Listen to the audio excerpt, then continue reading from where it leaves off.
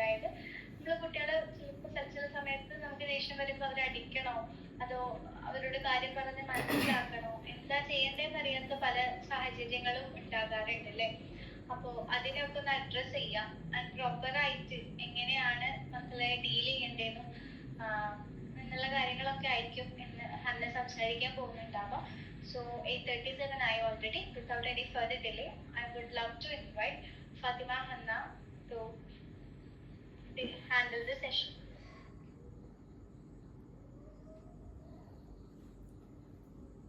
Hi, അപ്പോൾ നമുക്ക് സെഷന് start ചെയ്യാം. ഓക്കെ, അപ്പോൾ നമ്മുടെ സെഷൻ്റെ ടോപ്പിക് എല്ലാവരും കണ്ടിട്ടുണ്ടാവും. അപ്പോൾ അത് അവിടെ കാണിക്കുന്നുണ്ട്, rewards and punishments what works for kids. അതായത് നമ്മൾ പാരൻറ്റിങ് എന്ന് പറയുന്ന ഒരു പ്രോസസ്സ് അല്ലെങ്കിൽ ഒരു റെസ്പോൺസിബിലിറ്റി എന്നൊക്കെ പറയാം. അതിൽ യൂസ് ചെയ്യുന്ന ഒരു ടൂളാണ് rewards and punishment what works for kids എന്ന് പറയുന്നത്. റിവാർഡ്സ് ആൻഡ് പണിഷ്മെൻറ്റ് ഒരു ടൂളാണ്. ഇപ്പോൾ നമ്മുടെ പാരൻറ്റിങ്ങിനെ കുറിച്ച് പറയുകയാണെന്നുണ്ടെങ്കിൽ, ഇപ്പോൾ ഫോർ മീ കുറച്ച് വർഷങ്ങൾക്ക് മുന്നേ വരെ എൻ്റെ ഒരു ധാരണ പാരൻറ്റിങ് എന്ന് പറയുന്നത് ഇങ്ങനെ കുട്ടികളുണ്ടാവുന്നു, അവർക്ക് ഭക്ഷണം കൊടുക്കുന്നു, അവർ സ്കൂളിൽ വിടുന്നു, അവർക്കൊരു അസുഖം വരുന്ന സമയത്ത് അവരെ ഡോക്ടറെ കാണിക്കുന്നു, ഇതൊക്കെ ഉള്ളൂ പാരൻറ്റിങ്ങിൽ എന്നൊരു സാധനമായിരുന്നു കുറച്ച് വർഷങ്ങൾക്ക് മുന്നേ എൻ്റെയൊക്കെ ഒരു ധാരണ, എൻ്റെ ഒരു കൺസെപ്റ്റ് ഓഫ് പാരൻറ്റിങ്. പക്ഷേ എൻ്റെ സിസ്റ്ററിനൊരു ബേബി ആയതിൻ്റെ ശേഷമാണ് ഞാൻ അവരെയൊക്കെ കണ്ടപ്പോഴാണ് ഞാൻ പാരൻറ്റിങ് എന്ന് പറയുന്നത് ഒരു ബിഗ് റെസ്പോൺസിബിലിറ്റിയാണ്. അതിൽ നമ്മൾ ഒരുപാട് കാര്യങ്ങൾ ശ്രദ്ധിക്കേണ്ടതുണ്ട്. അതായത് എവിടെ എന്ത് പറയണം, എവിടേക്ക് എങ്ങനെയൊക്കെ ചെയ്യണം, എങ്ങനെയൊക്കെ ഡീൽ ചെയ്യണം, ഇതൊക്കെ നമ്മൾ നിർബന്ധമായിട്ട് പഠിക്കേണ്ട കുറേ കാര്യങ്ങൾ പാരൻറ്റിങ്ങിൽ ഉണ്ട് എന്ന് ഞാൻ റിയലൈസ് ചെയ്യുന്നത് എൻ്റെ സിസ്റ്ററിൻ്റെ വീട്ടിലൊരു ബേബി വന്നതിൻ്റെ ശേഷമാണ്. അപ്പോൾ പാരൻറ്റിങ്ങിൽ ഉള്ള ഒരു ടൂളാണ് ഈ റിവാർഡ്സ് ആൻഡ് പണിഷ്മെൻ്റ് എന്ന് പറയുന്നത്. അപ്പം നമുക്ക് ഇന്നത്തെ സെഷനിൽ നോക്കാം.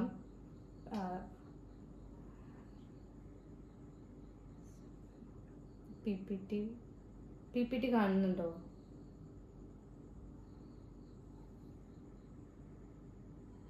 ആരെങ്കിലും ഒന്ന് പറയും പി പി ടി. ഓക്കെ നെറ്റ്വർക്കിന് എന്ത് വിഷയമാണ്? ഓക്കെ. അപ്പോൾ പാരൻറ്റിങ്ങിലെ ഒരു ടൂൾ എന്ന് വേണമെങ്കിൽ നമുക്ക് പറയാം റിവാർഡ്സ് ആൻഡ് പണിഷ്മെൻറ്റിനെ. ആൻഡ് ഇത് നമ്മുടെ കുട്ടികളിൽ ഏറ്റവും ബെസ്റ്റായിട്ട് വർക്ക് ചെയ്യുക റിവാർഡാണോ പണിഷ്മെൻ്റ് ആണോ എന്താണെന്ന് നമുക്ക് നോക്കാം. അപ്പോൾ പാരൻറ്റിങ് സ്ട്രാറ്റജീസ്, അതായത് ഒരു പാരൻറ്റ് അവർ എങ്ങനെയാണ് കുട്ടീനെ ട്രീറ്റ് ചെയ്യുന്നത്, എങ്ങനെയാണ് കുട്ടിയിൽ ഓരോ ബിഹേവിയറിനെയും ഉണ്ടാക്കിയെടുക്കുന്നത് എന്നതിനനുസരിച്ചിരിക്കും ആ കുട്ടിയിൽ ഉണ്ടാവുന്ന ബിഹേവിയേഴ്സും ആ കുട്ടി എങ്ങനെയാണ് മറ്റുള്ള സൊസൈറ്റിയിൽ ബാക്കിയുള്ളവരുമായിട്ട് എങ്ങനെയാണ് റിലേഷൻഷിപ്സ് ഉണ്ടാക്കുന്നത്, പിന്നെ ആ കുട്ടിയിലെ ഇമോഷണൽ ഗ്രോത്തിനെയും ഒക്കെ ഇൻഫ്ലുവൻസ് ചെയ്യുന്നത് പാരൻറ്റ് പ്രൊവൈഡ് ചെയ്യുന്ന പാരൻറ്റിങ് സ്ട്രാറ്റജീസിലൂടെ ആയിരിക്കും. അതായത് ഇമോഷണൽ ഗ്രോത്ത് എന്ന് പറയുമ്പം എങ്ങനെ ഇമോഷൻസിനെ എക്സ്പ്രസ് ചെയ്യണം, അതായത് ഇന്ന സിറ്റുവേഷനിൽ എങ്ങനെ ബിഹേവ് ചെയ്യണം, ഇതിനൊക്കെ ഇൻഫ്ലുവൻസ് ചെയ്യുന്നത് പാരൻറ്റ് എങ്ങനെയാണ് ആ കുട്ടിയിൽ ഈ ഒരു കാര്യത്തിനൊക്കെ ഫെസിലിറ്റേറ്റ് ചെയ്തത് എന്നതിനനുസരിച്ചിട്ടായിരിക്കും ആ കുട്ടി വലുതാവുന്ന സമയത്തും ഒക്കെ ഈ ഒരു കാര്യം എക്സ്പ്രസ് ചെയ്യുന്നുണ്ടാവാം. അപ്പോൾ റിവാർഡ് എന്താണ്, പണിഷ്മെൻ്റ് എന്താണ്, ഇനി ഇതിനൊക്കെ എന്തെങ്കിലും ഓൾട്ടർനേറ്റീവ്സ് ഉണ്ടോ, ബെറ്റർ ഓൾട്ടർനേറ്റീവ്സ് ഉണ്ടോ, ഇതൊക്കെ മനസ്സിലാക്കി കഴിഞ്ഞാൽ നമുക്ക് റെസിലിയൻ്റ് കോൺഫിഡൻ്റ് ആയിട്ടുള്ള കുട്ടികളെ വളർത്തിയെടുക്കാൻ പറ്റുമെന്നാണ് പറയുന്നത്. ഓക്കെ, അപ്പോൾ നമുക്ക് ഇത് ഡിസിപ്ലിനെ കുറിച്ചിട്ട് പറയുകയാണെന്നുണ്ടെങ്കിൽ, ഇപ്പോൾ ഡിസിപ്ലിൻ എന്ന് പറയുന്നത് അതായത് കുട്ടികളിൽ നല്ലൊരു മര്യാദ ഉണ്ടാക്കിയെടുക്കുക എന്ന് പറയും. അപ്പോൾ ഈ ഡിസിപ്ലിൻ എന്ന് പറയുന്നത് കുട്ടികളിൽ ബൗണ്ടറീസ് ലേൺ ചെയ്യാനും റെസ്പോൺസിബിലിറ്റീസ് എന്തൊക്കെയാണ്, സെൽഫ് റെഗുലേഷൻ, അതായത് കുട്ടിയിലൊരു നല്ല ഡിസിപ്ലിൻ ഉണ്ടാക്കിയെടുക്കുക എന്ന് പറയുമ്പോൾ കുട്ടിയുടെ ആങ്കറിനെ കൺട്രോൾ ചെയ്യാൻ പഠിക്കുകയാണ്, എവിടെയൊക്കെ എങ്ങനത്തെ ബൗണ്ടറീസ് വെക്കണം എന്ന് കുട്ടി പഠിക്കാനും. ഓക്കെ, അപ്പോൾ ഈ ഡിസിപ്ലിൻ കുട്ടിയിൽ എഫക്റ്റീവായിട്ടുള്ള ഡിസിപ്ലിൻ കുട്ടികളിൽ ഉണ്ടാക്കിയെടുക്കാൻ വേണ്ടിയിട്ട് most parents mix of rewards and punishment use ചെയ്യുന്നുണ്ട്. അതായത് റിവാർഡും കൊടുക്കുന്നുണ്ട്, പണിഷ്മെൻറ്റും കൊടുക്കുന്നുണ്ട്. സംടൈംസ് അത് രണ്ട് മിക്സ് ചെയ്തിട്ട് കൊടുക്കുന്നുണ്ട്. അപ്പോൾ ഇതെങ്ങനെയാണ് ആക്ച്വലി വർക്ക് ചെയ്യുന്നത്, ഇത് എന്തുകൊണ്ടാണ് ഇങ്ങനെ വർക്ക് ചെയ്യുന്നത്, ഇതിൻ്റെ പിന്നിലുള്ള സൈക്കോളജി എന്താണ് എന്നൊക്കെയാണ് നമ്മൾ ഇന്നത്തെ സെഷനിൽ ഡിസ്കസ് ചെയ്യാൻ പോകുന്നത്. ഓക്കെ, ഇപ്പോൾ പലർക്കും പലതും ആഡ് ഓൺ ചെയ്യാനും എന്തെങ്കിലും ഡിസ്കസ് ചെയ്യാനും ഒക്കെ ഉണ്ടാവും. അപ്പോൾ ആരും എല്ലാവർക്കും എന്തെങ്കിലും ആഡ് ഓൺ ചെയ്യാനൊക്കെ ഉണ്ടെങ്കിൽ എല്ലാവർക്കും മൈക്ക് അൺമ്യൂട്ട് ആക്കിയിട്ട് പറയാം കേട്ടോ. ഓക്കെ, അപ്പോൾ നമുക്ക് റിവാർഡ് എന്താണെന്ന് നോക്കാം. What are rewards? റിവാർഡ് എന്ന് പറയുന്നത് ലിറ്ററൽ മീനിങ് പറയുകയാണെങ്കിൽ ഗിഫ്റ്റ് എന്നൊക്കെ പറയാം, സമ്മാനം കൊടുക്കുക എന്നൊക്കെ പറയാം. അതായത് and coming to parenting and psychology, അതിൽ റിവാർഡ് എന്താണെന്ന് വെച്ച് കഴിഞ്ഞാൽ ഒരു കുട്ടിയുടെ നല്ല ബിഹേവിയറിനോടുള്ള പോസിറ്റീവ് റെസ്പോൺസ് ആണ് റിവാർഡ് എന്ന് പറയുന്നത്. ഇപ്പം എക്സാമ്പിൾ വെച്ച് പറയുകയാണെങ്കിൽ ഒരു കുട്ടി ഹോംവർക്ക് ചെയ്തു. അപ്പോൾ ഹോംവർക്ക് ചെയ്തപ്പോൾ നമ്മൾ പറയുകയാണ് നല്ല കുട്ടിയാണ്, എൻ്റെ മോന് നല്ല കുട്ടിയാണ്, ഹോംവർക്കൊക്കെ ചെയ്തു, അതൊരു റിവാർഡ് കൊടുക്കലാണ്. ഇനി ഹോംവർക്ക് ചെയ്ത് കഴിഞ്ഞ കുട്ടിക്ക് നമ്മളൊരു കുട്ടിക്ക് ഇഷ്ടപ്പെട്ടൊരു ഫുഡ് വാങ്ങിച്ചു കൊടുക്കുകയാണ്, അതും ഒരു റിവാർഡാണ്. അല്ലെങ്കിൽ കുട്ടീനെ ഔട്ടിങ്ങിന് കൊണ്ടുപോവാണ്. ഓക്കെ, ഓന് എക്സാമിന് പഠിച്ചു കഴിഞ്ഞു, അപ്പോൾ നമുക്ക് ഇന്ന് ഔട്ടിങ്ങിന് പോവാം, അതൊക്കെ ഒരു കൈൻഡ് ഓഫ് റിവാർഡാണ്. അപ്പോൾ ഈ റിവാർഡ് 2 ടൈപ്സ് ഉണ്ട്, മെറ്റീരിയലും ഉണ്ട്, ഇമോഷണലും ഉണ്ട്. മെറ്റീരിയൽ എന്ന് പറയുന്ന സമയത്ത് ടോയ്സ്, ഫുഡ്, മണി, അതായത് മെറ്റീരിയൽസ്. ഇപ്പോൾ ഒരു നല്ല കാര്യം ചെയ്തതിന് മെറ്റീരിയൽസ് റിവാർഡായിട്ട് കൊടുക്കുക. അപ്പം മിഠായി കൊടുക്കുക, ഫുഡ് കൊടുക്കുക, ടോയ്സ് കൊടുക്കുക, ഇതൊക്കെ മെറ്റീരിയലിസ്റ്റിക് റിവാർഡ്സ് ആണ്. ഔട്ടിങ്ങിന് പോവുക, അതൊക്കെ ഒരു മെറ്റീരിയലിസ്റ്റിക് റിവാർഡാണ്.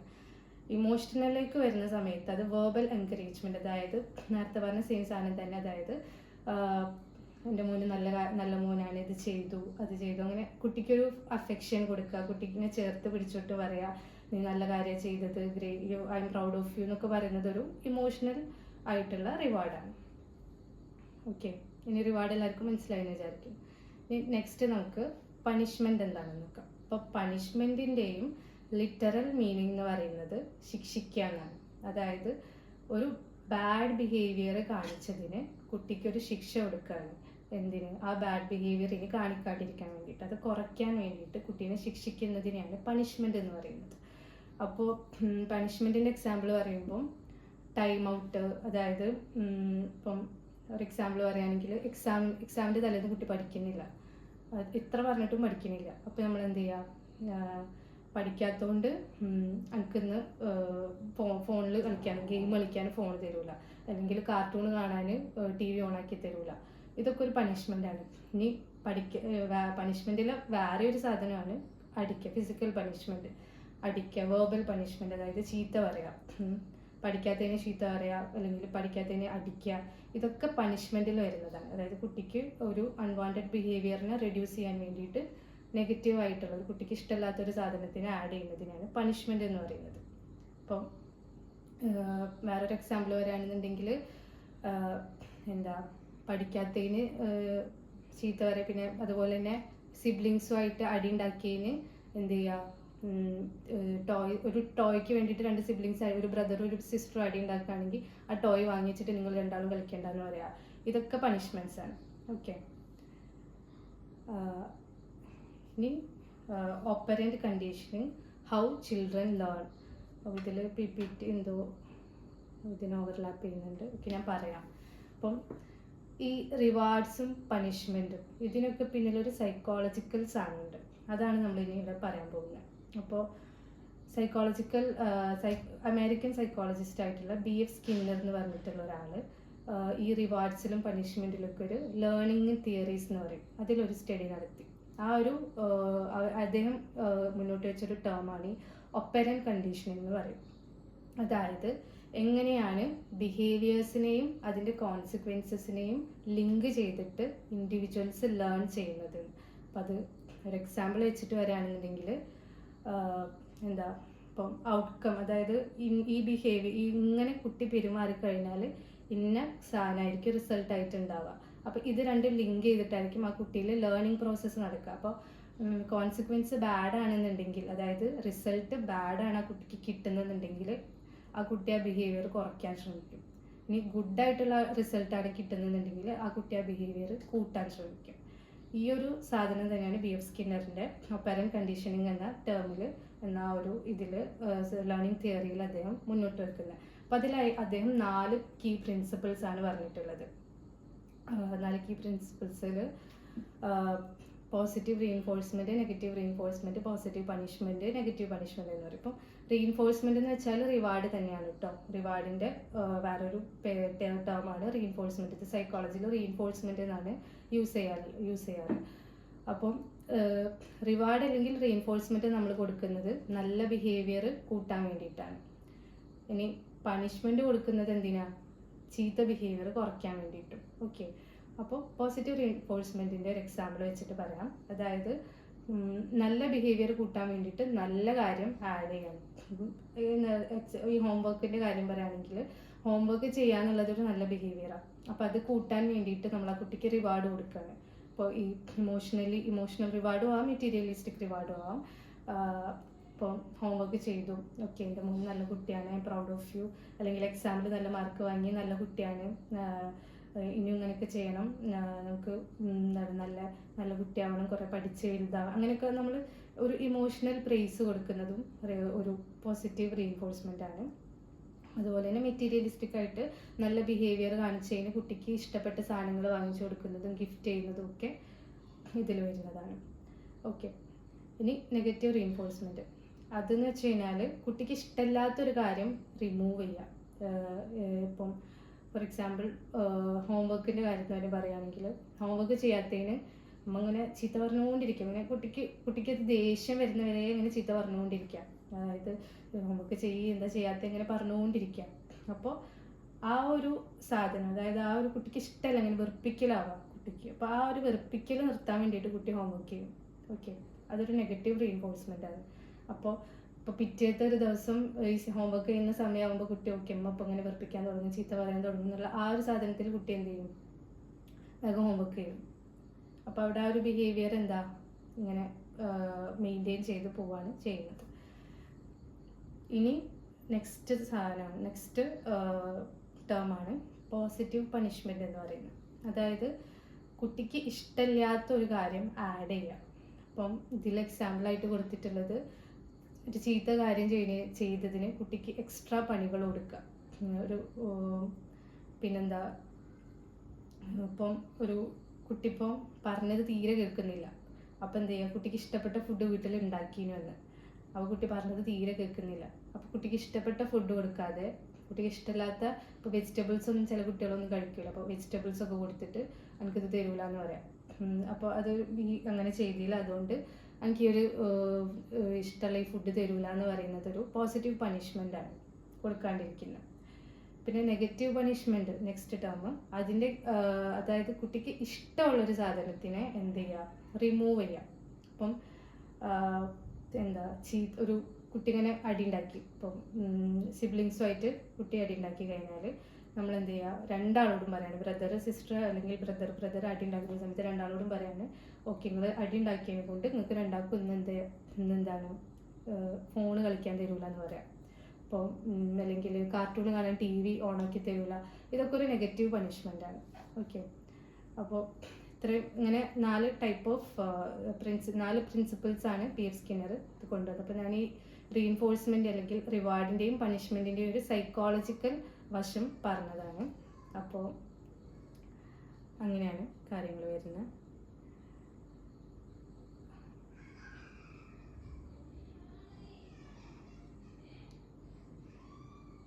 Next slide.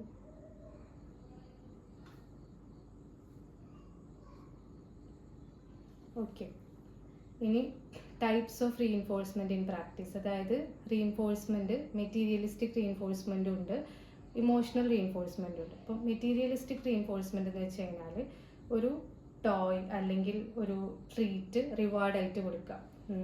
നേരത്തെ പറഞ്ഞ സെയിം സാധനം തന്നെയാണിത്. ഇമോഷണൽ റീഇൻഫോഴ്സ്മെൻറ്റ് എന്ന് വെച്ച് കഴിഞ്ഞാൽ I M proud of your sharing A special moment. Okay, അപ്പോൾ റിസർച്ച് പറയുന്നത്, അതായത് സ്റ്റഡീസ് കാണിക്കുന്നത് ഇമോഷണൽ റീഇൻഫോഴ്സ്മെൻ്റ് ആണ് കുട്ടിയിൽ ഏറ്റവും കൂടുതൽ എഫക്റ്റീവ് ആയിട്ടുള്ളത്. കുട്ടീൻ്റെ ഗ്രോത്തിനെ പോസിറ്റീവായിട്ടുള്ള രീതിയിൽ കുട്ടീൻ്റെ ഗ്രോത്തിനെ ഹെൽപ്പ് ചെയ്യുന്നത് ഇമോഷണൽ റീഇൻഫോഴ്സ്മെൻ്റ് ആണെന്നാണ് സ്റ്റഡീസ് പറയുന്നത്. അപ്പോൾ ഒരു എക്സാമ്പിൾ പറയുകയാണെന്നുണ്ടെങ്കിൽ കുട്ടി നല്ലൊരു ബിഹേവിയർ ചെയ്യുമ്പോൾ നമ്മൾ അവനെ പ്രൈസ് ചെയ്യാണ്. അപ്പോൾ പ്രൈസ് ചെയ്യുന്ന സമയത്ത് കുട്ടിയിൽ ഒരുപാട് കാര്യങ്ങളാണ് കുട്ടി ലേൺ ചെയ്യുന്നത്. അതായത് ഓക്കെ ഞാൻ ഈ ഒരു കാര്യം ചെയ്യുന്നത് നല്ലതാണ്, അപ്പോൾ ഈ ഒരു ബിഹേവിയർ ഇനിയും ഞാൻ കാണിച്ചു കഴിഞ്ഞാൽ എനിക്ക് ഇനിയും എല്ലാവരുടെ മുന്നിലും ഞാനൊരു നല്ല കുട്ടിയായിരിക്കും, ഇത് നല്ലൊരു വാല്യൂ ആയിട്ടുള്ള ഒരു കാര്യമാണ് ഞാൻ ഈ ചെയ്തത്, അങ്ങനത്തെ കുറേ സെൻസ് ആ കുട്ടിയിൽ വരും. അപ്പോൾ അത് ആ കുട്ടീൻ്റെ സെൽഫ് എസ്റ്റീമിനെ ഹൈറ്റൻ ചെയ്യും. അതായത് സെൽഫ് എസ്റ്റീം എന്ന് പറയുമ്പം എനിക്ക് എന്നെക്കുറിച്ച് തന്നെയുള്ളൊരു മതിപ്പ്, എനിക്ക് എന്നെക്കുറിച്ച് എൻ്റെ വാല്യൂസിന് ഞാനൊരു വാല്യൂബിൾ ആയിട്ടുള്ള പേഴ്സൺ ആണ് എന്നുള്ള എൻ്റെ ഒരു തോന്നലിനെയാണ് സെൽഫ് എസ്റ്റീം എന്ന് പറയുന്നത്. അപ്പോൾ ആ ഒരു തോന്നലൊക്കെ ആ കുട്ടിയിൽ എന്താവും, ഹൈറ്റൻ ചെയ്യും, കൂടും. പിന്നെ അതുപോലെ തന്നെ കുട്ടിക്ക് മോട്ടിവേഷൻ ഉണ്ടാവും. അതായത് ഇപ്പോൾ നമ്മൾ മെറ്റീരിയലിസ്റ്റിക് റിവാർഡ് കൊടുത്തു കഴിഞ്ഞാൽ ആ കുട്ടി മേ ബി ആ ബിഹേവിയർ വീണ്ടും വീണ്ടും കാണിക്കുന്നുണ്ടാവും. പക്ഷെ ആ കുട്ടി ആ ഒരു റിവാർഡിന് വേണ്ടിയായിരിക്കും ചിലപ്പോൾ പഠിക്കുന്നുണ്ടാവുക. അതായത് ഞാൻ പഠിച്ചു കഴിഞ്ഞാൽ എനിക്ക് ഇത് കിട്ടും, എനിക്ക് ഇപ്പം മിഠായി കിട്ടും, എനിക്ക് ഇഷ്ടമുള്ളൊരു സാധനം കിട്ടും, അതുകൊണ്ട് പഠിക്കുക. ആ ഒരു സാധനത്തിൻ്റെ പുറത്തായിരിക്കും ആ കുട്ടി ആ ബിഹേവിയറിനെ മെയിൻറ്റെയിൻ ചെയ്യുന്നുണ്ടാവുക. ഒരിക്കലും ആ കുട്ടി ഉള്ളിൽ നിന്ന് ലേൺ ചെയ്യുന്നുണ്ടാവില്ല ആ കുട്ടി. അതായത് ഓക്കെ, ഞാൻ പഠിക്കണം, പഠിച്ചാലേ എനിക്ക് അക്കാദമിക്കലി ഗ്രോത്ത് ഉണ്ടാവുകയുള്ളൂ, പഠിച്ചു കഴിഞ്ഞാലേ എനിക്ക് നല്ലൊരു കരിയർ ഉണ്ടാവുകയുള്ളൂ, അങ്ങനത്തെ ആ ഒരു സാധനം ആ ഒരു ലേണിങ് ആ കുട്ടിയിൽ ഉണ്ടാകുന്നില്ല. പകരം മെറ്റീരിയലിസ്റ്റിക് റിവാർഡ് കൂടുതൽ കൊടുത്തു കഴിഞ്ഞാൽ, പകരം നമ്മൾ ഇമോഷണൽ റിവാർഡ് കൊടുത്തു കഴിഞ്ഞാൽ, അതായത് കുട്ടീനെ ഇങ്ങനെ പ്രൈസ് ചെയ്യുക, മോനിനെയും പഠിക്കണം, കുട്ടിക്ക് കാര്യങ്ങൾ പറഞ്ഞു കൊടുക്കുക, അതായത് പഠിച്ചു കഴിഞ്ഞാലാണ് നമുക്ക് ലൈഫിൽ കുറേ അച്ചീവ് ചെയ്യാൻ പറ്റുക, ഇങ്ങനെയൊക്കെ ഇങ്ങനെ പറഞ്ഞു കൊടുക്കുന്ന സമയത്ത് കുട്ടിയിൽ ഈ സെൽഫ് എസ്റ്റീമും പിന്നെ മോട്ടിവേഷനും പിന്നെ കുട്ടിക്ക് ഹെൽത്തി റിലേഷൻഷിപ്സ് മെയിൻറ്റെയിൻ ചെയ്യാനും ഒക്കെ ഉള്ള കഴിവ് കൂടും എന്നാണ് പറയുന്നത്. ഓക്കെ,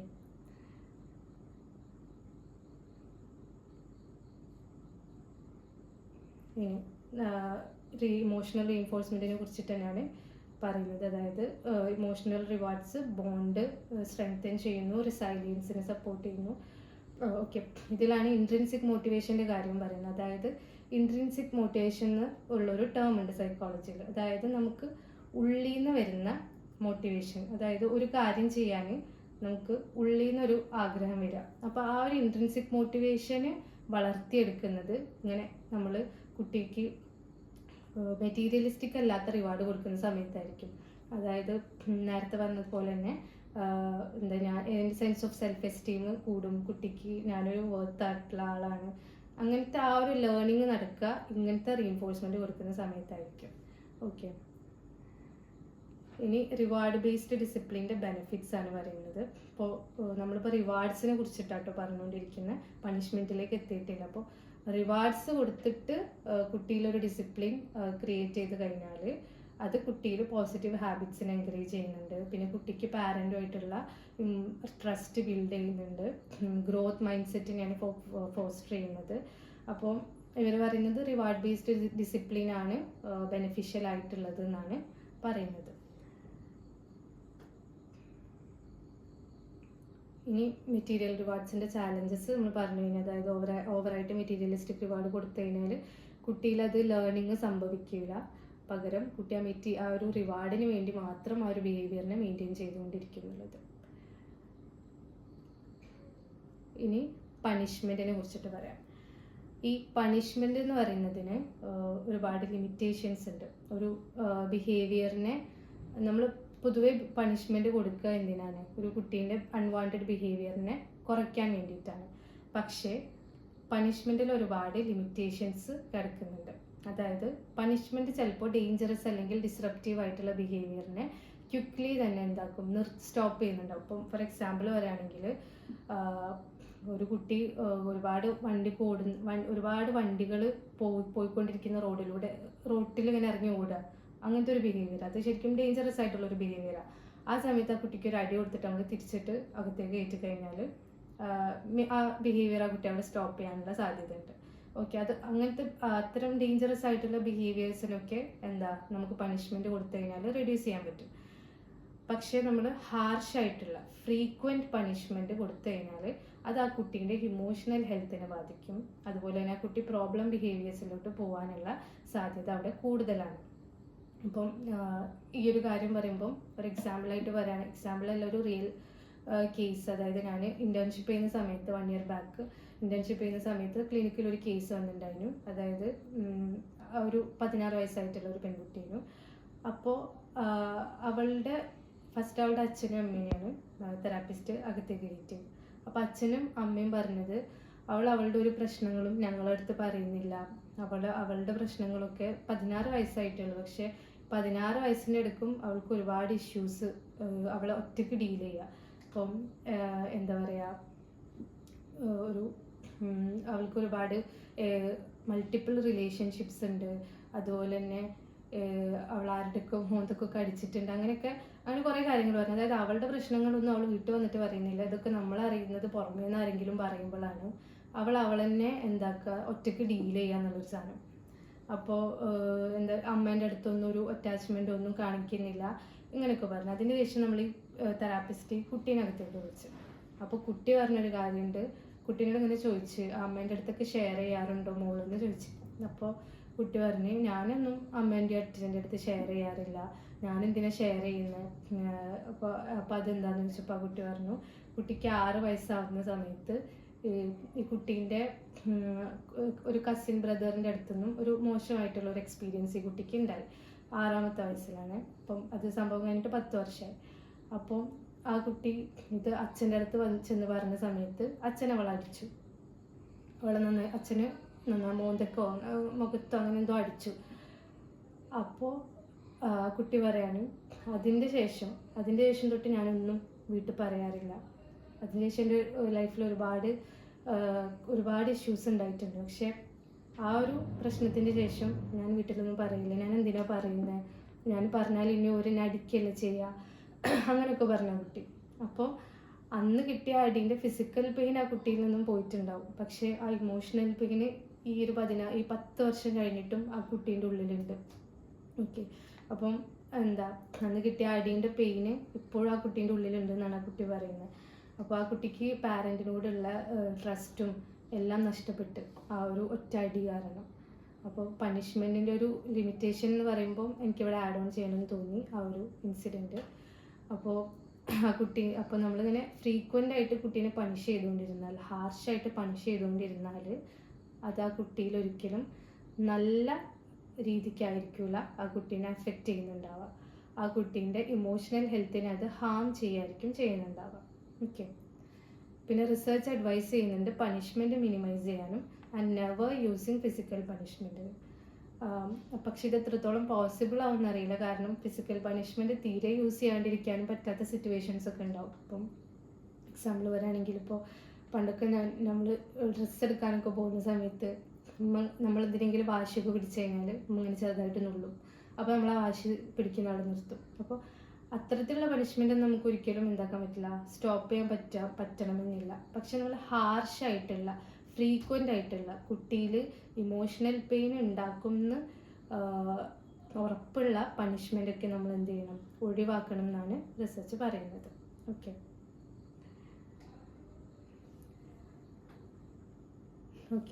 ഇനി സെഷൻ്റെ സ്റ്റാർട്ടിങ്ങിൽ തന്നെ ഞാൻ പറഞ്ഞല്ലോ, ഈ റിവാർഡ്സ് പണിഷ്മെൻ്റ് എന്നൊക്കെ പറയുന്നത് ഒരു പാരൻറ്റിങ് ടൂളാണ്. ആക്ച്വലി അതൊരു ട്രഡീഷണൽ പാരൻറ്റിങ് ടൂളാണ് ഈ റിവാർഡ്സ് ആൻഡ് പണിഷ്മെൻ്റ്. അതായത് പണ്ട് തൊട്ടേ ഉള്ള ഒരു പാരൻറ്റിങ് സ്ട്രാറ്റജീസിൽ യൂസ് ചെയ്യുന്നൊരു പാരൻറ്റിങ് ടൂളാണ് റിവാർഡ് കൊടുക്കുക, പണിഷ്മെൻറ്റ് കൊടുക്കുക എന്നുള്ളത്. ഇപ്പോൾ തല്ലി വളർത്തുക എന്നൊക്കെ ഉള്ളത് പണ്ടത്തെ ആൾക്കാർ തന്നെ പറയില്ല, തല്ലി വളർത്തിയാലേ നന്നാവുള്ളൂ എന്നുള്ള ഒരു സാധനങ്ങളൊക്കെ. അപ്പോൾ അതൊരു ട്രഡീഷണൽ ആയിട്ടുള്ളൊരു പാരൻറ്റിങ് ടൂളാണ്. അപ്പോൾ നമുക്ക് നമ്മുടെ മോഡേൺ പാരൻറ്റിങ്ങിൽ നമുക്ക് എന്ത് ചെയ്യാം, കുറച്ച് ആൾട്ടർനേറ്റീവ്സ് കൊണ്ടുവരാം. മോഡേൺ പാരൻറ്റിങ്ങിൽ റിവാർഡ്സ് ആൻഡ് പണിഷ്മെൻറ്റിന് പകരം വേറെ കുറച്ച് കാര്യങ്ങൾ കൊണ്ടുവന്നിട്ടുണ്ട്. അപ്പോൾ അതിലുള്ള 3 എണ്ണമാണ് ഞാനിവിടെ പറയാൻ പോകുന്നത്. First one is natural consequences എന്ന് പറയാം. അതായത് റിയൽ ലൈഫ് ഔട്ട്കംസിലൂടെ ആ കുട്ടി പഠിക്കട്ടെ എന്ന്. ഇപ്പം അനുഭവത്തിൽ നിന്ന് പഠിക്കട്ടെ എന്നൊക്കെ പറയും. അപ്പോൾ അതിനൊരു എക്സാമ്പിൾ പറയുകയാണെന്നുണ്ടെങ്കിൽ കുട്ടി എക്സാമിൻ്റെ തലേന്ന് കുട്ടി പഠിക്കാണ്ട് പോയി എക്സാമിന്. അപ്പോൾ കുറേ അങ്ങനെ പറഞ്ഞു നോക്കി പഠിക്കുന്നു പറഞ്ഞു, പക്ഷെ അവന് പഠിച്ചില്ല. അപ്പം പഠിക്കാതെ എക്സാമിന് പോയി, എക്സാം അറ്റൻഡ് ചെയ്ത് ഒന്നും എഴുതാൻ കഴിഞ്ഞില്ല. പേപ്പർ കിട്ടിയപ്പോൾ മാർക്ക് കുറഞ്ഞു, ബാക്കി എല്ലാവർക്കും നല്ല മാർക്കുണ്ട്. അപ്പോൾ ആ സമയത്ത് ആ കുട്ടിക്ക് ഇങ്ങനെ തോന്നുക, പഠിച്ചാൽ മതിയെന്നും പഠിച്ചില്ലെങ്കിൽ എനിക്കും നല്ല മാർക്ക് കിട്ടിയെന്നും അങ്ങനെ തോന്നുക. അപ്പോൾ അങ്ങനെ ഒരു തോന്നൽ ആ കുട്ടിയിൽ വരികയാണ്. അങ്ങനെ അത് കഴിഞ്ഞ കുട്ടി വീട്ടിലെത്തുന്ന സമയത്ത് പാരന്റ് ഇത് അറിഞ്ഞിട്ടുണ്ടോ പേപ്പർ കിട്ടി.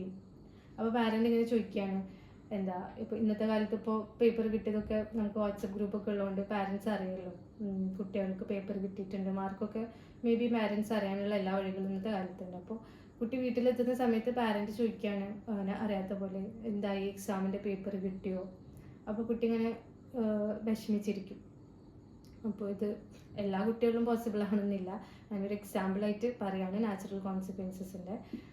അപ്പോൾ നമ്മളിങ്ങനെ ഇപ്പോൾ കുട്ടി പറയും മാർക്ക് കുറവാണ് പഠിക്കാതെ, അപ്പോൾ പാരൻറ്റ് പറയാണ് ഒരിക്കലും ഹാർഷായിട്ട് പറയരുതാണ്, എന്നോട് അപ്ലൈ പറഞ്ഞല്ലേ പഠിക്കണം, പഠിക്കായിട്ടല്ല അങ്ങനെ പറയുന്നതിന് പകരം കുട്ടീനെ അടുത്തിരുത്തിയിട്ട് നമ്മളൊരു കുട്ടിക്കൊരു അഫെക്ഷൻ കൊടുത്തിട്ട് കുട്ടീനോട് പറയാണ് ഓക്കെ സാരല്ല പോട്ടെ, അപ്പോൾ പറഞ്ഞിട്ടില്ലേനു പഠിക്കണമെന്ന്, മോനക്ക് മാർക്ക് കുറഞ്ഞിട്ട് മോനേക്കാളും സങ്കടം ഉമ്മക്കുണ്ട്.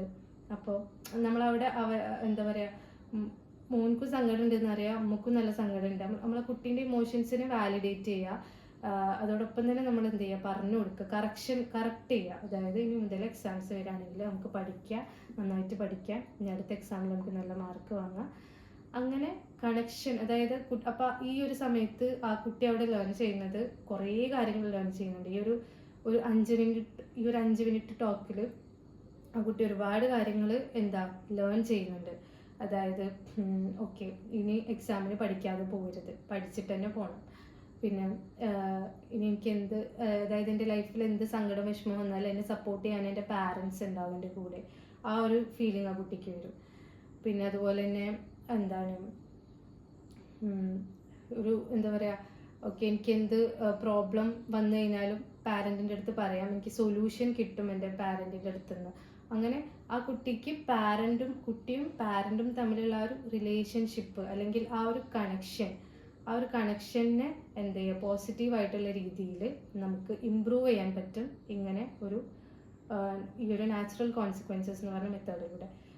നാച്ചുറൽ കോൺസിക്വൻസസിൻ്റെ വേറൊരു സിറ്റുവേഷൻ പറയുകയാണെങ്കിൽ, കുട്ടി വീട്ടിൽ വരുന്ന സമയത്ത് നമ്മൾ ശ്രദ്ധിക്കാണ്ടിരിക്കുക, അതായത് പേപ്പർ കിട്ടുമെന്ന് ചോദിക്കാണ്ടിരിക്കുക, അങ്ങനെയൊന്നും ചെയ്യാൻ പാടില്ല. അങ്ങനെ ചെയ്യുന്ന സമയത്ത് അത് നമ്മളവിടെ നെഗ്ലക്റ്റ് ചെയ്ത് കഴിഞ്ഞാൽ അത് ഭയങ്കര ബുദ്ധിമുട്ടായിരിക്കും ആ കുട്ടിക്ക്. അപ്പോൾ നമ്മളവിടെ സപ്പോർട്ട് കൊടുക്കണം, കുട്ടിക്ക് എപ്പോഴും സപ്പോർട്ടീവ് ആയിട്ടുള്ള എൻവയോൺമെൻറ്റ് കൊടുത്തുകൊണ്ട് കുട്ടീനെ കറക്റ്റ് ചെയ്യുക എന്നുള്ളതാണ് നാച്ചുറൽ കോൺസിക്വൻസസ് എന്ന് പറയുന്നത്. ഇനി ലോജിക്കൽ കോൺസിക്വൻസസ് എന്ന് വെച്ച് കഴിഞ്ഞാൽ നാച്ചുറൽ കോൺസിക്വൻസസ് പോലെ തന്നെയാണ്, പക്ഷെ അതിൻ്റെ ഒരു സിറ്റുവേഷൻ പറയുകയാണെന്നുണ്ടെങ്കിലും, ഇപ്പോൾ എന്താ പറയുക, കുട്ടി കുറേ ടോയ്സ് അവിടെ കുറേ ടോയ്സൊക്കെ മെസ്സി ആയിട്ട് അവിടെ പരത്തിയിട്ട്, അപ്പോൾ പരത്തിയിട്ടിട്ട് അതൊന്നും എടുത്ത് വെക്കാതെ അവന് പുറത്തേക്ക് ഞാൻ കളിക്കാൻ പോകാമെന്ന് പറയാം, പുറത്ത് ഫ്രണ്ട്സിൻ്റെ കൂടെ കളിക്കാൻ പോകാമെന്ന് പറയാം. അപ്പം പാരൻ്റ് ചെയ്യുക, തിരിച്ച് വിളിച്ചിട്ട് ഈ ടോയ്സ് ഒന്നും എടുത്ത് വെച്ചിട്ടില്ല എന്നുണ്ടെങ്കിൽ അനിനി മുതൽ കളിക്കാൻ വിടൂല, പുറത്തേക്ക് കളിക്കാൻ വിടൂല എന്ന് പറയും. അപ്പോൾ അതായത് നീ ഇങ്ങനെ ഈ ഒരു ബിഹേവിയർ ചെയ്തിട്ടില്ലെങ്കിൽ എനിക്ക് ഈ ഒരു സാധനം ചെയ്യാൻ പറ്റില്ല എന്ന് കുട്ടീൻ്റെ അടുത്ത് പറയുന്നതിനാണ് ലോജിക്കൽ കോൺസിക്വൻസസ് എന്ന് പറയുക. അതായത് നീ ഈ ഒരു ബിഹേവിയർ കാണിച്ചു കഴിഞ്ഞാൽ നിനക്ക് ഇന്ന കോൺസിക്വൻസസ് ആണ് ഉണ്ടാവാൻ പോകുന്നതെന്ന് പറഞ്ഞു കൊടുത്തിട്ട് കുട്ടീനെ കറക്റ്റ് ചെയ്യുന്നതിനാണ് നമ്മൾ ലോജിക്കൽ കോൺസിക്വൻസസ് എന്ന് പറയുന്നത്. ഓക്കെ, പിന്നെ പറയുന്ന വേറൊരു മെത്തേഡാണ് കൊളാബറേറ്റീവ് പ്രോബ്ലം സോൾവിങ്. അതായത് കുട്ടീൻ്റെ കാര്യത്തിൽ ഒരു ഡിസിഷൻ എടുക്കുന്ന സമയത്ത് കുട്ടീനെ കൂടി ഇൻവോൾവ് ചെയ്യാം. ഇപ്പം പാരൻസ് ഒറ്റയ്ക്ക് ഡിസിഷൻ എടുത്തിട്ട് അത് കുട്ടീൻ്റെ മേലിൽ അടിച്ചേൽപ്പിക്കുന്നതിന് പകരം കുട്ടീൻ്റെ കാര്യത്തിൽ കൂടി ഇരുന്നിട്ട് ഒരു ഡിസിഷൻ എടുക്കും. അപ്പം ചെറിയ കുട്ടികളുടെ കാര്യത്തിലാണെങ്കിൽ ഇപ്പോൾ അവർക്ക് എത്ര സമയം ഫോൺ കൊടുക്കണം, അല്ലെങ്കിൽ എത്ര സമയം അവർ TV കണ്ടോട്ടെ, എത്ര സമയം അവർ കാർട്ടൂൺ കണ്ടോട്ടെ, അല്ലെങ്കിൽ ഈ ഒരു സമയം എന്ന് വെച്ചാൽ പഠിക്കാനുള്ളൊരു സമയമാണ്. ഇത് ആ കുട്ടീനെ കൂടി ഇരുത്തിയിട്ട് കുട്ടിയുടെ കൂടി ഒപ്പീനിയൻസിനെ റെസ്പെക്റ്റ് ചെയ്തുകൊണ്ട് എന്ത് ചെയ്യുക, നമ്മൾ കാര്യങ്ങൾ തീരുമാനിക്കുക. അപ്പോൾ ആ സമയത്ത് ആ കുട്ടി അവിടെ ലേൺ ചെയ്യുന്നത് കുറേ കാര്യങ്ങളുണ്ട്. അതായത് ഓക്കെ, ഇപ്പോൾ കുട്ടിക്കൊരു സെൻസ് ഓഫ് ഓട്ടോണോമി വരും, അതായത് തന്നെ പാരൻസ് കൺട്രോൾ ചെയ്യുന്നില്ല എന്നുള്ളൊരു ഫീലിംഗ് കുട്ടിക്ക് വരും. അപ്പം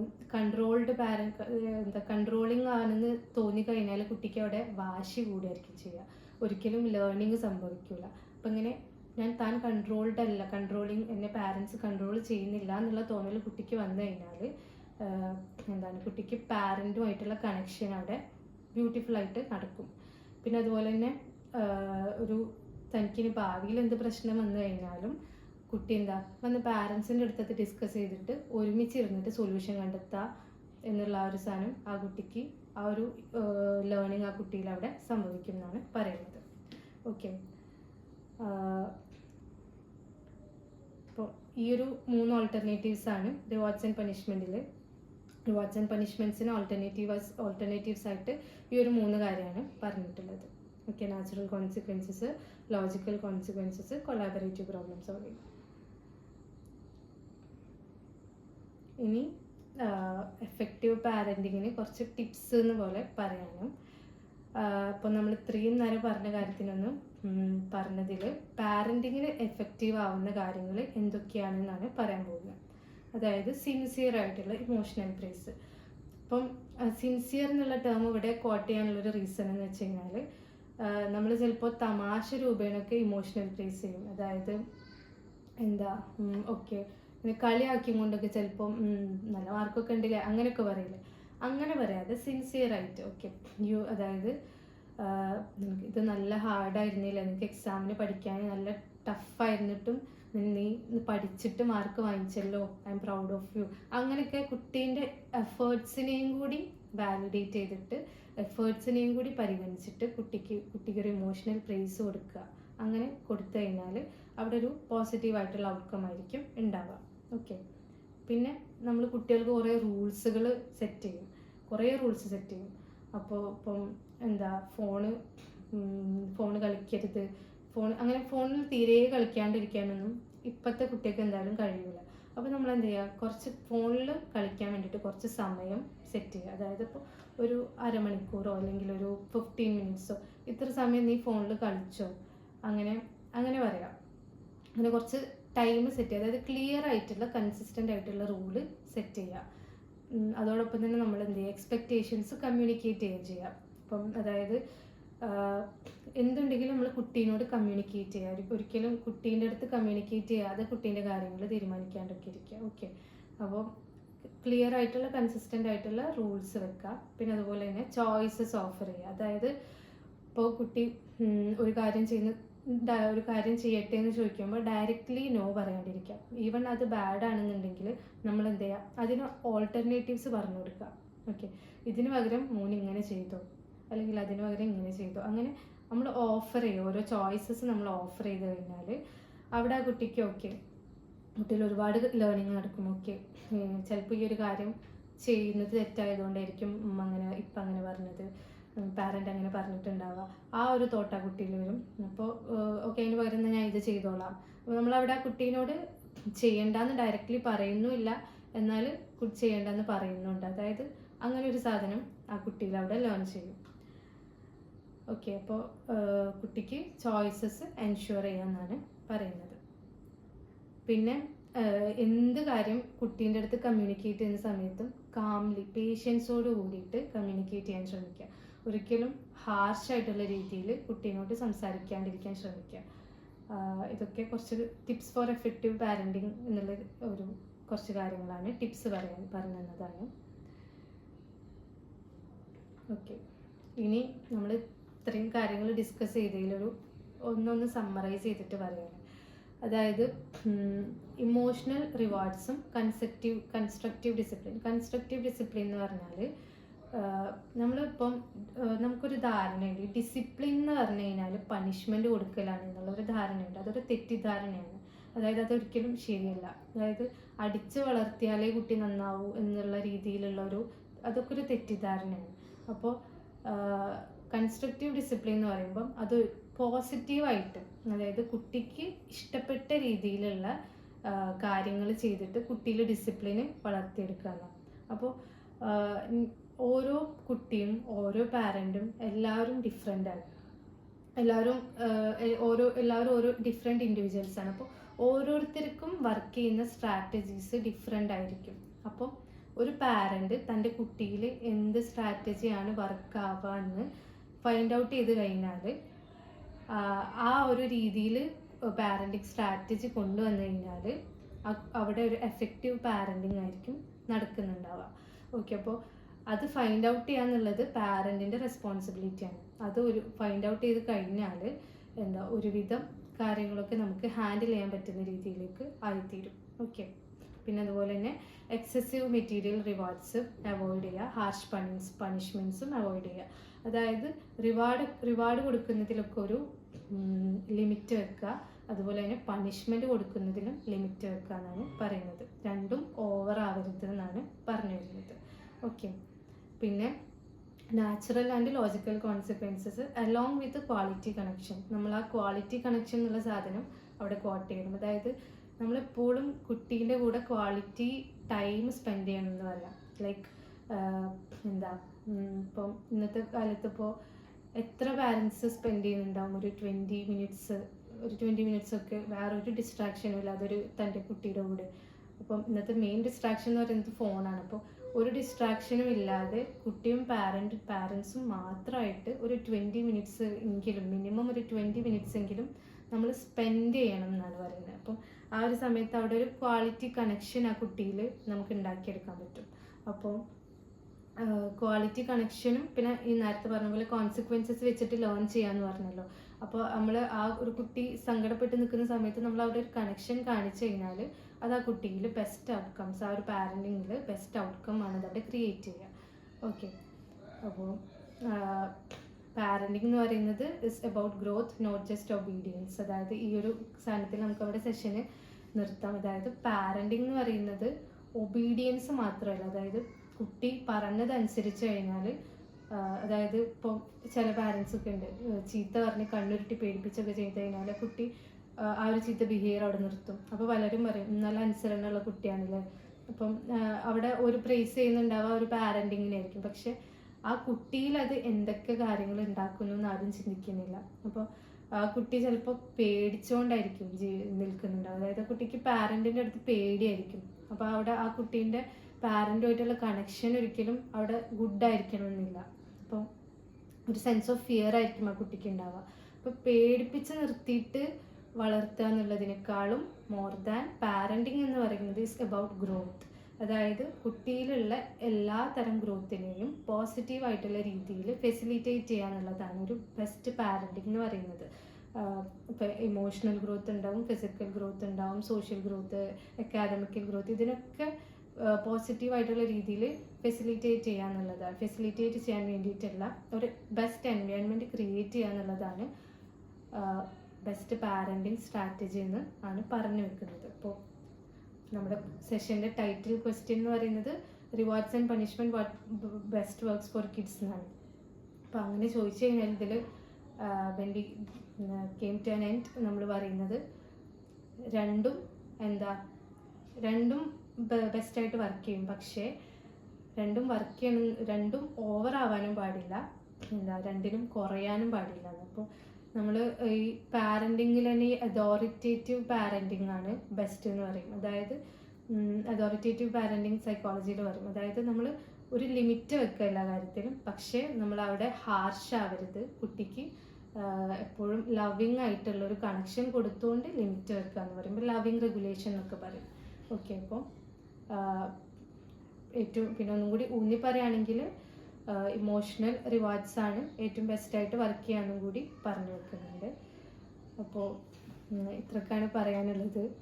ആൻഡ് ഇനി ആർക്കെങ്കിലും എന്തെങ്കിലും ആഡ് ഓൺ ഒക്കെ ചെയ്യാനുണ്ടെങ്കിൽ പറയാം. ഓക്കെ, ഇനി പറഞ്ഞത് മനസ്സിലാവാത്തതും അങ്ങനെ എന്തെങ്കിലും ഉണ്ടെങ്കിൽ ഓപ്പണായിട്ട് പറയാം. ഓക്കെ,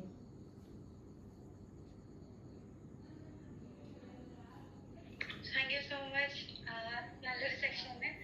ഇപ്പോൾ ഓഡിയൻസിനുള്ള അവസരമാണ് അങ്ങനെ സംശയങ്ങളും അതേപോലെ സജഷൻസും ക്വസ്റ്റ്യൻസ് ഉണ്ടാവും. അപ്പോൾ അതൊക്കെ ഒന്ന് കൺവേ ചെയ്ത് കഴിഞ്ഞാൽ നന്നാവും കേട്ടോ.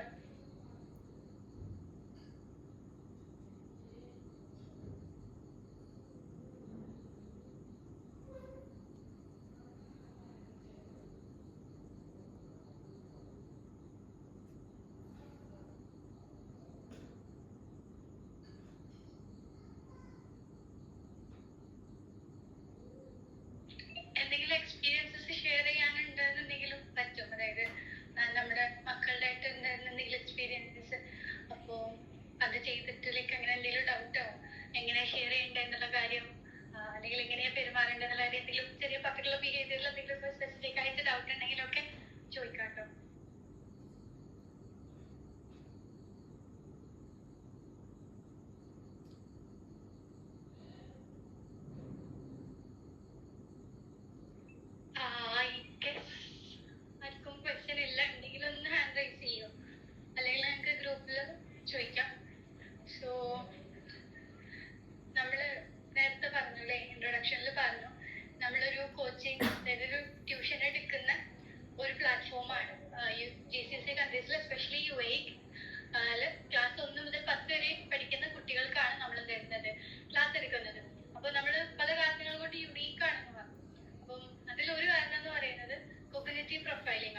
അതായത് പലതരത്തിലൂടെ പഠിക്കുന്ന കുട്ടികളുണ്ടാവും, കണ്ടു പഠിക്കുന്ന കുട്ടികളുണ്ടാവും, കേട്ട് പഠിക്കുന്ന കുട്ടികളുണ്ടാവും. അപ്പൊ നമ്മൾ ആദ്യം ഒരു കുട്ടീനെ നമ്മൾ അഡ്മിഷൻ എടുക്കുന്ന സമയത്ത് ഈ കുട്ടീന്റെ ലേണിംഗ് ടൈപ്പിനെ ഐഡന്റിഫൈ ചെയ്തിട്ടാണ് നമ്മൾ ഫർദർ കാര്യങ്ങൾ നോക്കാന്നുള്ളതാണ്. അപ്പൊ അതായത് കണ്ടു പഠിക്കുന്ന കുട്ടിക്ക് അങ്ങനെയുള്ള രീതിയിൽ, അതായത് കുട്ടിയുടെ ലേണിംഗ് സ്റ്റൈലിന് അനുയോജ്യമായിട്ടുള്ള രീതിയിലുള്ള ക്ലാസ്സുകളും കാര്യങ്ങളൊക്കെ നമ്മൾ കൊടുക്കുന്നുണ്ടാവുക. കേട്ട് പഠിക്കുന്ന കുട്ടികൾക്കാണെന്നുണ്ടെങ്കിൽ അങ്ങനെ, ഇപ്പൊ ചെയ്ത് പഠിക്കുന്ന കുട്ടികൾക്കാണെന്നുണ്ടെങ്കിൽ അങ്ങനെ. അപ്പൊ നമ്മള് കുട്ടിയുടെ ലേണിംഗ് ടൈപ്പ് ഏതാണോ അതിനനുസരിച്ചുള്ള ഇൻസ്ട്രക്ഷൻസും അതിനനുസരിച്ചുള്ള ലെസൺസും കൊടുക്കുന്നുണ്ടാവുക. അതേപോലെ നമ്മൾ മൈക്രോ ബാച്ചുകളായിട്ടാണ് ക്ലാസ്സസ് ഉണ്ടാവുക. അതായത് ഒരു ബാച്ചിൽ 4 കുട്ടികൾ ഉണ്ടാവും. അപ്പൊ അതുകൊണ്ട് തന്നെ ഒരു 1-to-1 അറ്റൻഷനും ഈ ട്യൂട്ടറും കുട്ടിയും തമ്മിൽ ഉണ്ടാകും, ഒരു കണക്ഷനും ഉണ്ടാകും. അപ്പോ ഇതൊക്കെയാണ് റൈറ്റ് ആംഗിൾ ലേണിങ്ങിനെ കുറിച്ച് പറയാനുള്ളത്. ആൻഡ് പിന്നെ പറയാനുള്ളത്, ഇനിയും അപ്കമിങ് വീക്സിൽ നമുക്ക് ഇതുപോലുള്ള ഒരു ഇൻഫോർമേറ്റീവ് ആയിട്ടുള്ള സെഷൻസ് ഇനിയും വരുന്നുണ്ട്. അപ്പൊ എന്ത് ചെയ്യുക, ഗ്രൂപ്പിൽ നിൽക്കുക, എൻ്റെ അപ്ഡേറ്റ്സ് ഒക്കെ ഒന്ന് ഫോളോ ചെയ്യുക. ആൻഡ് നമ്മുടെ ഇൻസ്റ്റാഗ്രാമിലും ലിങ്ക്ഡിനിലും ഒക്കെ നമുക്ക് പേജ് ഉണ്ട്, യൂട്യൂബിലും നമുക്കൊരു ചാനൽ ഉണ്ട്. നമ്മുടെ കഴിഞ്ഞു പോയ ലൈവ് സെഷന്റെ അപ്ലോഡഡ് വീഡിയോ ഒക്കെ അതിലുണ്ട്. So if you want you can refer that as well. So yeah, അപ്പോൾ thank you so much for attending this session, and I will love to extend my sincere gratitude to Hannah as well for